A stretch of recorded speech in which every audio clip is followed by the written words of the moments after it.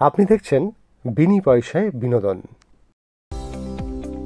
গীতার বস্তিতে হাজির ভজন ও কৃপান ব্যানার্জি এবং দলবল। সকলে মিলে বস্তি উচ্ছেদ করতে চলে এসেছে। সেই সময় পদ্ম এসছে হাসপাতাল থেকে গীতার বাড়িতে। সে গীতার মার সাথে কথা বলতে যায়। সেই সময় দেখে কৃপান এসে তার সামনে বলছে যে, ভেবেছিলিস আমাকে আর ছাড়া যাবে না? দেখ, আমি চলে এসেছি এবং এই বস্তিতে আজকে আগুন লাগিয়ে দেব। এই বস্তি এখনই সব খালি করিয়ে দেব বলে ভজনকে বলে, বস্তি ভেঙে ফেলো। সেই সময় গীতার মা এবং পদ্ম দুজনেই প্রচণ্ড ভয় পায় এবং গীতাকে ফোন করে। গীতা ছিল শ্বশুরবাড়িতে।